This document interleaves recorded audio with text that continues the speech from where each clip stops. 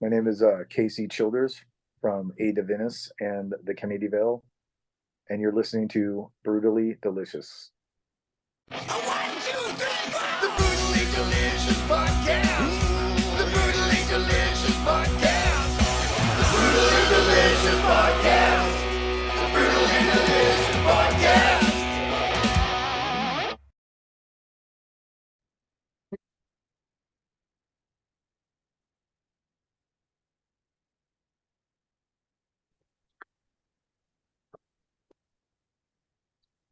Hello. Hello. Hey, how are you? Good. How are you? I'm well, thanks. I'm Bruce. Nice to meet you. Thank you. Nice to meet you as well. My partner couldn't be here today, so you just got me. Oh, that's all good. You have video at all? I'm I'm trying to figure this out. Yeah, no stress. Hey, there you are. That's beautiful. Cool, man. Thanks for joining me. Thank you for having me. Well, you guys are in Texas? Is that what I read? No, well, we're kind of all over the place. I mean, Sacramento, technically, California. Okay. All of So you I'm guys are, here. What's that? you're all from the same area? No. I met kind of everybody on the road through the Kennedy Vale. Um, our our bass player lives in Texas, but he at one point was living in California. And our singer lives here in California as well. And the drummer Nathan, who also his main band is Archaic, he lives in, I believe it's Idaho. Oh, So okay. Wow. Well, cool. Anyway, thank you for joining us. Let's talk about, is it A Divinis? A Divinis, yeah. Okay, perfect. I didn't get that wrong.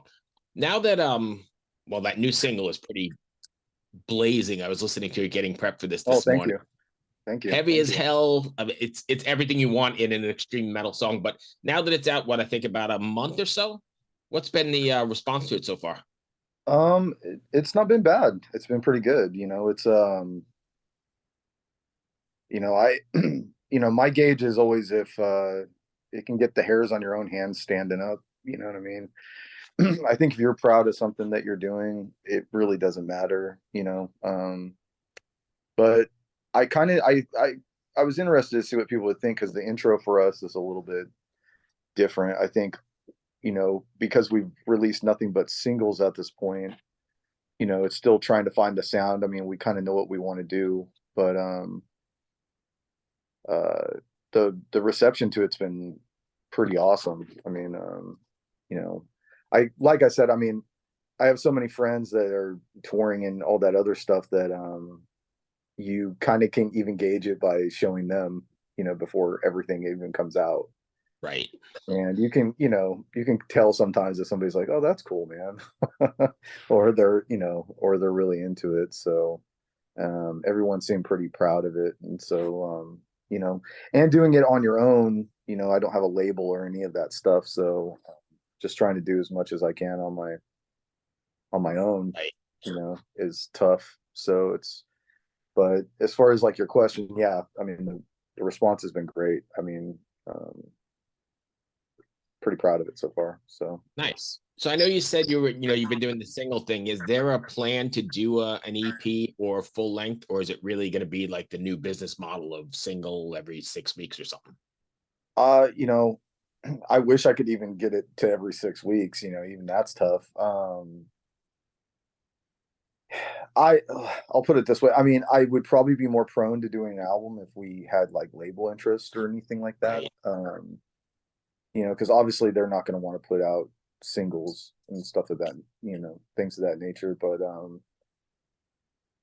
yeah, I would say that for me, the single thing is probably what we have to do. To me, you know, and I'm sure too, like back in the day, you had to like blow your load basically on doing a Right. full album. You had to put all this work into doing 12. There was no other way around it. You know what I mean? Right. And then some of those songs, even if they were good, that sort of lost in the shuffle. I get that for sure. Yeah, and I think nowadays for bands I mean, to be quite honest, I mean, for bands to stay on the road, I think the single thing is almost what you have to do. You at least have to put out a couple singles that aren't going to be on a record, and then put out a record, and then I think you have to be pretty big at this point to justify doing a record. That's my opinion. Right. Yeah, I You mean, got I to be know the like whole Fit for Hot business Tops models. years. What's Right. that? The music business has changed for sure, and the way consume music is different. Yeah, very much so. Yeah, I mean, it's just not the same anymore. With Spotify and all that other stuff. I mean, your reach, um, as far as all that stuff is concerned, is it's way different. And I just, yeah, I mean, I don't know. I kind of like doing the singles thing too, because you're kind of on your own timetable about when you want to put out stuff, and you can kind of gauge where you're at. You know what I mean? Yeah, As no, far as yeah. possibly touring in the future or whatever, any Is of that that stuff. something that's even on the agenda? I think if we got enough reaction to it, it would be. You know what I mean? I did so much touring and stuff with the Kennedyville, which is like my main project, but we're kind of on a hiatus to whatever extent right now. But I think once you've been out there doing it and you see what it's like, and the money and all the other, it doesn't make sense to just go out there and kill yourself, not even making a somewhat okay guarantee. You know what I mean? Right. I mean, we had to fight even to get to the point of the guarantees that we were getting with the Kennedyville. I could only imagine what it would be starting off, with a whole Right. new project. And I think most younger bands like that are even succeeding and things like that. I think to me, is a smart idea is probably to um, establish yourself a little bit, like get at least a bit of a buzz for you to Right. justify going out there being on the road. Because if you're just going out there on the road, then you're just doing it for a weekend warrior vacation, death trip, Right. Right. I trust me, I love the road. I love touring. I absolutely love it, Gas but prices and the it's economy, and priced. then The economy is horrible. You know what I mean? It's like, and I'm sure you see, I mean, I'm sure on your podcast, you guys have talked about it, the expenses for bands and things of yeah, that and nature. even we've been talking about recently about people or venues taking cuts of merch as well. Yeah. Well, I don't know. I don't know if you guys saw it. Cause you're Canadian, correct? No, actually, I'm in Richmond, Virginia. My partner's Oh, in okay. Canada. Okay. Yeah. I'm sorry. I saw Yeah, something no on worries. the email. It must've been something else. I'm sorry. But yeah, I mean, I don't know if you guys saw the recent thing with Live Nation putting up that 1,500 or whatever it is, like an additional 1,500. They have a certain amount of venues, I believe, that have agreed to not take merch cut, Oh, nice. because I think bands are pushing back. I mean, you have It's to, kind right? Because of, that's gas money almost. well, it's yeah. I mean, shit, it's more than that. I mean, you know, think about just even some of these bigger bands that have tour buses and Right. things of that nature. Even the smaller bands, that are still in bands and things of that nature. You're 100% right. It's like it's gas and all that other stuff. Yeah, the merch cut thing has been an issue for a long time, and um, I, you know, I use the naughty U word, but unionize, you know what I mean, is Right. what I think bands should have fucking done a long time ago. And you can have an actors guild, you have this. I mean, we have like somewhat of a writers guild and things of that nature, but I mean, the fact that bands took this for as long as they did, Right. and there's no pushback, it's insanity. I mean, it's like you should be getting a cut of their beer sales, you know what I mean, at that point. Right. Because you're bringing the people in. Sure. Yeah, I mean, I'm bringing you business, and it's just crazy. I mean, like I said, I mean, like when we're talking about the road stuff, I mean, you know, even being on the road with the Kennedyville, and we've gone to places where there's a 10 whatever, I forget whatever the percentage was of what they would take, but it eats into your pot, especially if you're a younger band. You know what I mean? It's not like we were ever on the road making $1,000 guarantee. You know what I Right. mean? So you start cutting into that, um, it gets a little bit crazy. And I mean, I think the industry also knows that it has to do something to maintain itself. It can't eat itself alive. Right, And which is what it's doing. yeah, I mean, it is what it's doing. I mean, look, I mean, greed and, extreme forms of capitalism on this stuff where mine, mine, mine, mine, mine. Well, it's going to get, and I'm sure maybe you feel this way too, but I think it's already affecting younger bands. Oh yeah. Yeah. I Yeah, mean, it's 100%. gotten to the point where, this isn't like, however many years ago when, Gabe and I started the Kennedyville and, you know, bands were at least at that time.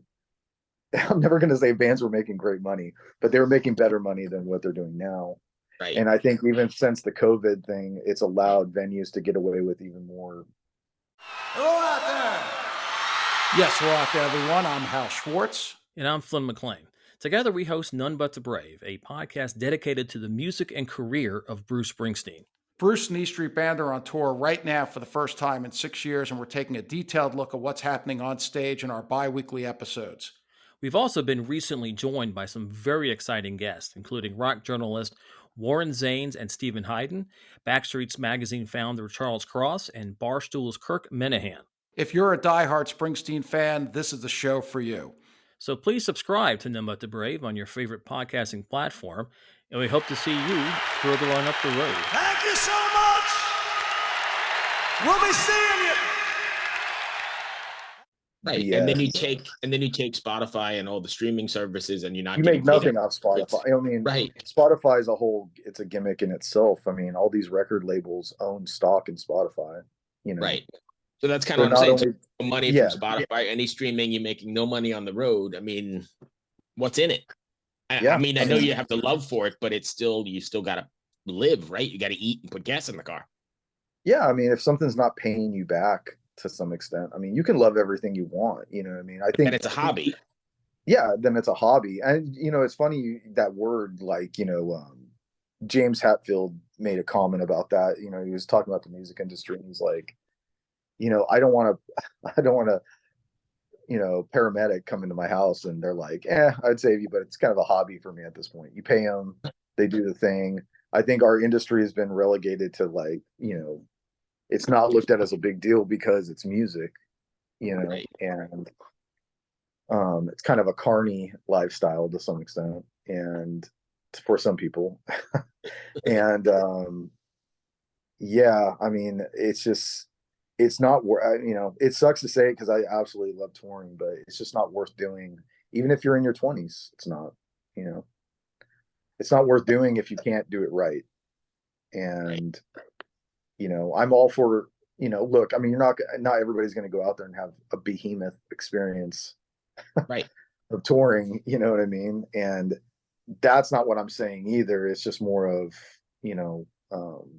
Sustainable.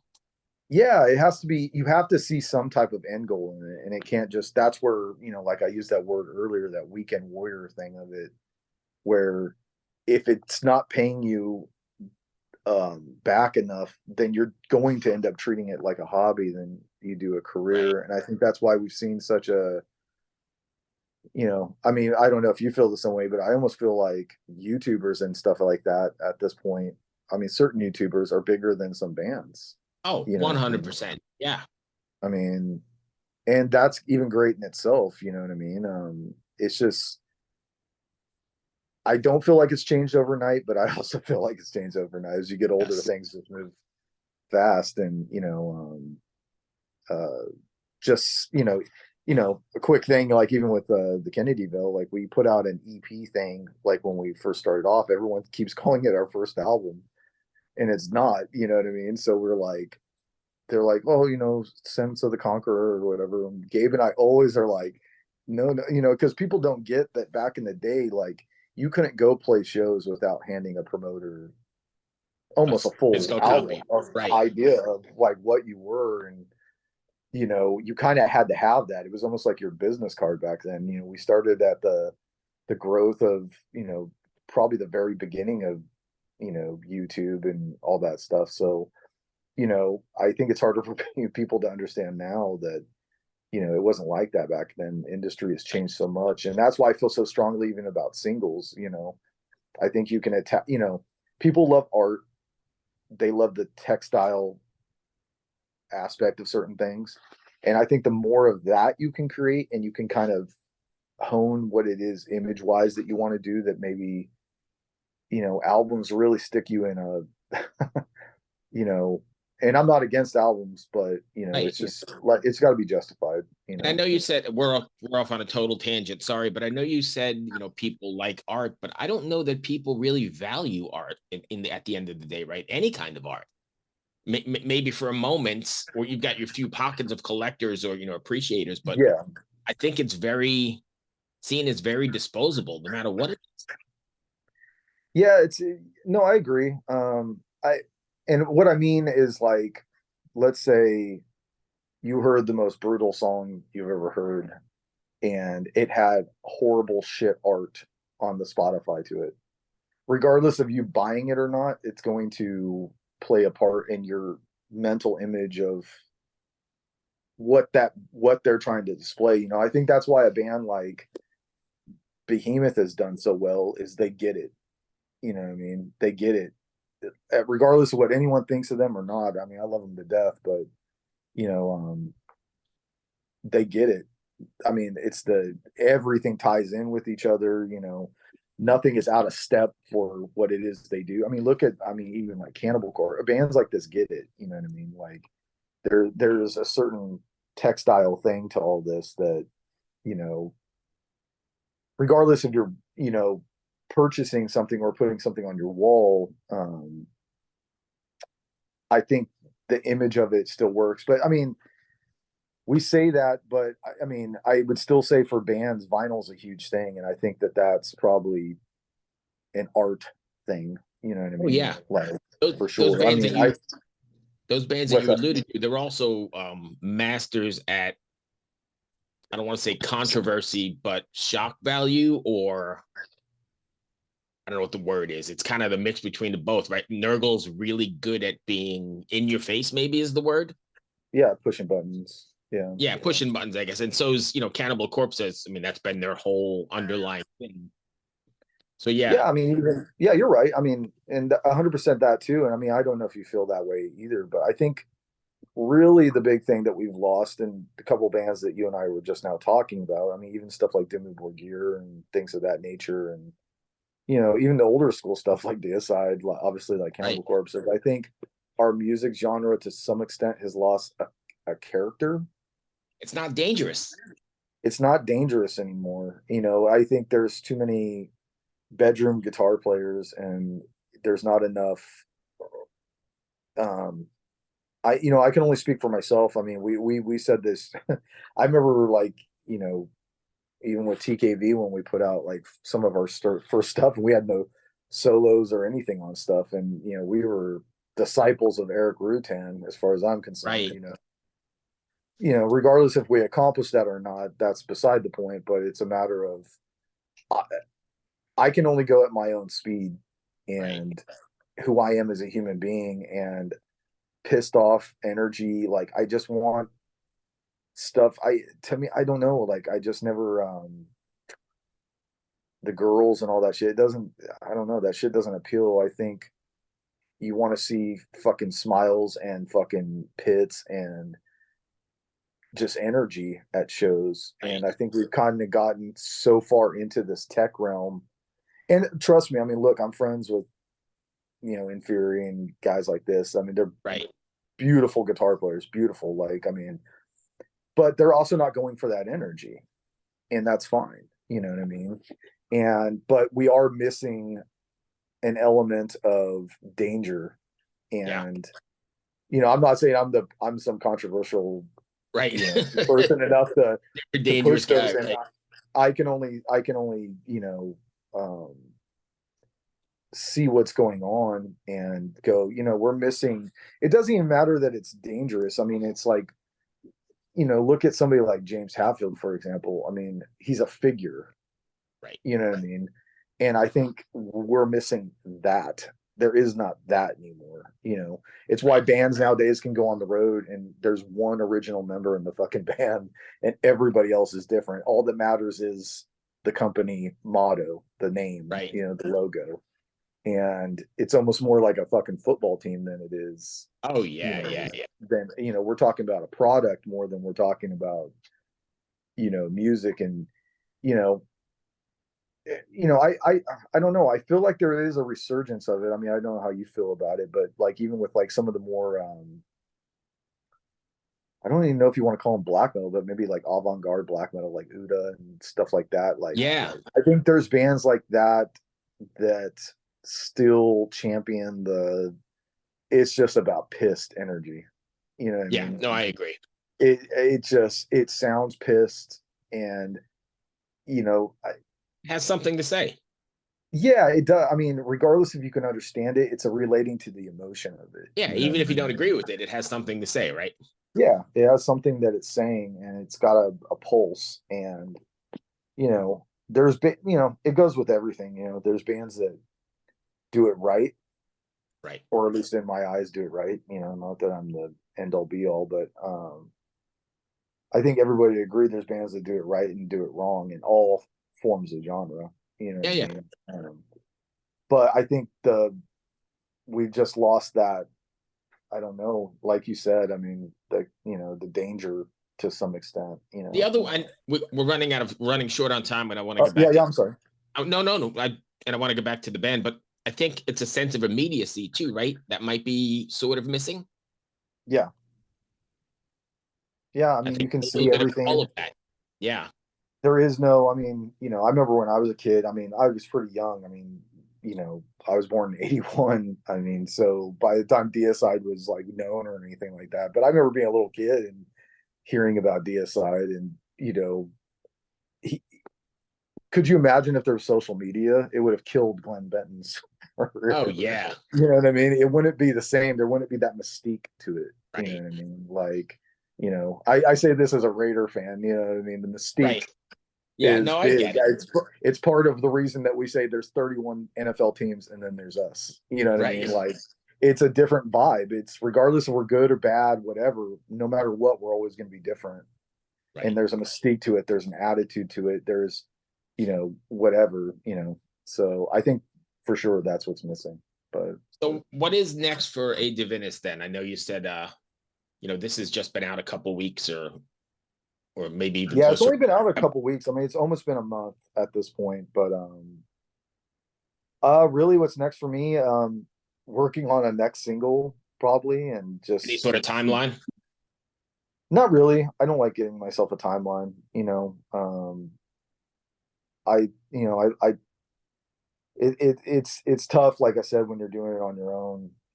Paying for your own life to live and do everything, and try to get like music put out and accomplish your goals as far as that are concerned. All I know is that oh, are you there? Sorry. Yeah. All I know is that I'm having a lot of fun with it. I mean, the whole reason I started the project is Gabe Sieber, who's the drummer in the Kennedyville, he's just been I mean, his full-time job pretty much at this point is playing drums. Right. And I needed to push myself and not just sit there and go, well, I'm just going to waste away, Right. try to challenge myself and make it, because definitely in the band, I was never the outward talking person. You know what I mean? Like, Right. People, I mean, I'm friendly and everything like that, but it's just more of like, I'm just more recluse, I guess. And Right. I think it was a good thing for me to like contact Nathan. Hey, do you want to do drums on this? I'm very, at the time I was really worried. I'm like, oh, this dude's gonna laugh at me. It's gonna be like, the hell, you know what I mean? Like, I'm playing with these tech gods. Like, who are you, dude? You know what I mean? And but it's been a great experience, and I think if I get anything out of it, that's what I'm the most happy with, is what I've been able to accomplish so far with it, which is not much, but it's still getting a chance to talk to people like you and have people I don't know hit me up and To me, that's Right. accomplishing something. I mean, I guess it's someone's definition of, what is accomplishing something in today's music. Right. And. But I'll tell you what, for anybody listening, I mean, I'm 100% with you. The of Odium, I guess, is the best way to pronounce it. Is that, did Yeah, I get it? yeah. Fucking great. I mean, it's a Thank you. banger. Thank you. Real banger. Yeah, all three of the songs that we put out have been, it's been learning, like even like people you're working with as far as production stuff is concerned, Right. like trying to find your sound that way. And, so, really, to answer your question, I mean, as far as the future is concerned, it's more singles and, if eventually if enough buzz gets created for us to put out an EP or maybe put these songs together and make it more of an album type thing, I guess, I would be open to that as well. But I mean, as far as I'm concerned right now, I mean, life is crazy enough as it is. I'm kind of enjoying just putting out singles and the art and learning how to, navigate the, social media stuff. Yeah. For someone who's not very social, what I mean? Right. Like my actual personal Instagram page itself has like 3 pictures on it. So, I'm a pretty private person. So, yeah, I'm definitely looking forward to putting out another song and, seeing what people think of it. There's always something burning, I always have Right. something in my head. But yeah, And I appreciate your time. thank you so I much. really man. do Thank dig you for that your time. song, so I'm looking forward to new stuff. I know we went Thank all you. over the place as well. I don't Yeah, really my bad. No, I don't script these things. I just like to talk. I have some talking points, and sometimes we just get, but I think that makes it more natural, more fun. Yeah, absolutely. Cool. Thank you for the time. Good luck with the next thing, and we'll talk to you soon. Yes, sir. Bye. Be well. Ever wonder what a punch from Elton John feels like? Or how you'd cope with having turned down the chance to be in Nirvana? Or what signal Keith Richards gives when he wants you to get the hell out of his hotel room? Fans of Too Much Effing Perspective don't have to wonder, because they've heard these exact stories and a jillion others on our podcast. I'm Alex Hoffman, former tour manager for Radiohead. And I'm musician and comedy writer Alan Keller. On the TMEP show, we get guests like Nancy Wilson from Heart, Jeremiah Freites from the Lumineers, and Modern Family's Julie Bowen to tell us things they may have only shared with their therapist, clergy, or a TMZ stringer. So join us on Too Much Effing Perspective. That's EFFING Perspective. The only podcast you crank up to 11.